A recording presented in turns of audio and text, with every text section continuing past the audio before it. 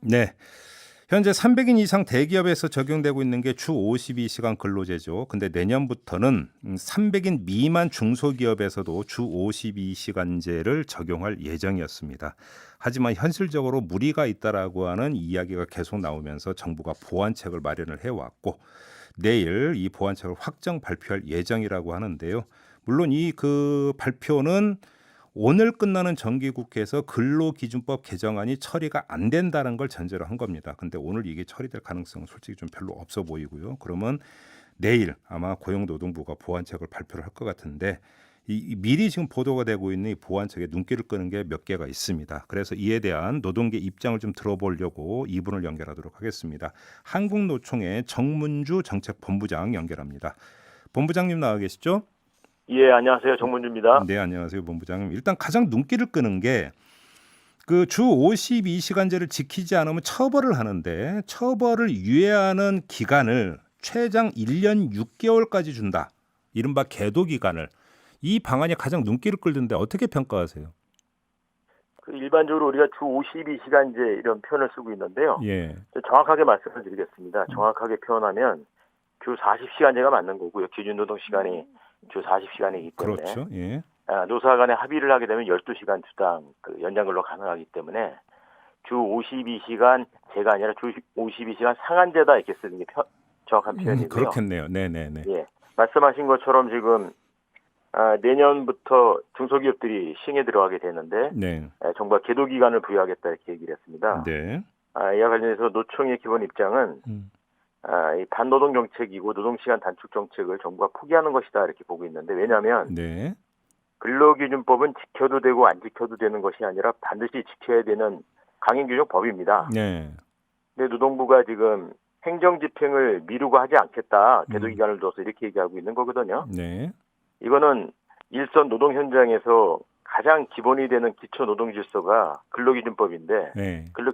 근로기준법을 행정부가 집행을 미루겠다라는 것 자체는 책임을 방해하는 것뿐만 아니라 네. 현장의 노동 질서 자체를 무력화시키기 때문에 예. 상당히 큰 문제가 있다 볼 수 있습니다. 근데 지금 고용노동부의 주장은 그 중소기업의 준비가 너무 안 돼 있다, 절 돼 있다 이런 얘기잖아요, 논리가. 노동부가 올해 9월 달에 네. 중소기업들 얼마큼 준비되어 있는지 발표를 했어요. 네. 1,300개 사업장들을 일일이 다 조사를 했다라고 합니다. 네. 봤더니 93% 정도 기업이 준비가 완료됐거나 준비 중이다 이렇게 얘기를 했고 네. 미진한 데가 한 7% 정도 나타났습니다. 그러면 7% 정도라고 하면 사실 뭐 개수로 따지더라도 많지가 않거든요. 여기 네. 맞춤형 컨설팅과 특별 지원 이런 형태를 통해서 같이 법 집행이 가능하도록 가는 것이 맞는 것이지 소수 7% 때문에 미루겠다라는 것 자체는 납득하기 어려운 일이죠. 근데 지금 제가 이제 그 300인 미만 중소기업이라고 통칭은 했습니다만 더 정확하게는 50인 이상 300인 미만이니까. 맞습니다. 근데 지금 그 최장 1년 6개월 동안 유예 기간을 허용한다라고 하는 대상 보니까 이거는 뭐냐면 그 300인 미만 모든 중소기업이 아니라 50인 이상 99인까지 그러니까 소기업에만 그러니까 1년 6개월 하고 나머지는 1년 한다 이런 거 같은데요. 이것도 받아들이기 힘들다고 보십니까? 내년 1월 1일부터 이제 300인 미만 50 이상 사업장들이 주 52시간 상한제가 진행이 되죠. 네네. 그렇게 보면 1년 6개월 최장 따지게 되면 2021년 6월까지입니다. 네네네. 2021년 7월부터는 어디가 들어가게 되냐면 네. 50인 미만 사업장들이 진입을 하게 돼요. 그렇겠죠. 예. 그 얘기는 뭐냐면 50인 미만 소기업들과 같은 시기에 맞춰서 지금 행정집행을 미루겠다 얘기하는 거거든요. 그 앞에 말씀을 드렸던 것처럼 중소기업들 중에 예. 300인 미만에서 50인 사이 93% 정도는 문제가 안 된다라고 하는 것인데 네. 이 행정집행을 과연 미룰 사항이냐 예. 따라오지 못하는 기업들을 오히려 지원해서 따라올 수 있게 하는 게 우선 아니냐 이런 겁니다. 근데 아무튼 그 특별 연장 근로제를 허용하는 요건도 완화해서 경영상의 이유까지 포함시킨다. 이게 이제 또 핵심 쟁점인데요. 이건 어떻게 평가를 하세요? 현행 특별 연장 근로 제도가 있습니다. 예. 근데 사유가 좀 엄격합니다. 그러니까 자연재해나 사회적 재난을 입었을 경우에 예. 이것을 수습하기 위한 경우에는 52시간을 넘길 수밖에 없잖아요. 네. 이런 경우에 이제 한정해서 들어가는 말 그대로 굉장히 특별한 제도입니다. 네, 정부가 지금 경영상의 이유까지 확대하겠다라는 것인데 네.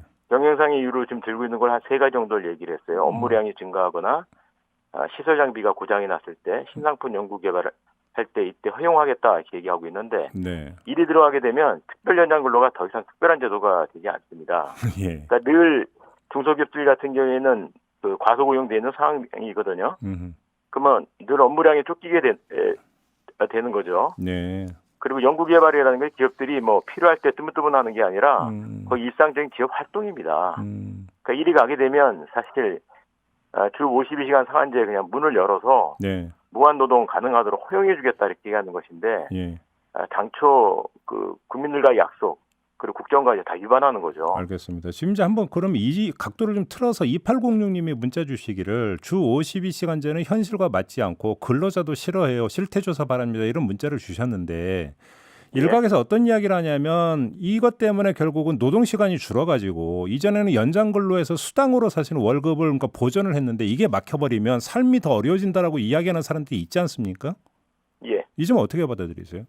일단 주 52시간 상한제가 갑자기 오늘날 나타난 게 아니라 이게 국회에서 네. 19대 국회 때부터 해서 5년 이상을 끌으면서 작년에 그 법이 정리됐던 거예요. 그렇죠. 지금 시행되고 있는 거고요. 네. 그래서 잘 아시다시피 일주일이 7일인데 닷새라고 네. 정부가 행정해석을 잘못 내려가지고 법원에서 그동안에 아니다 7일이다.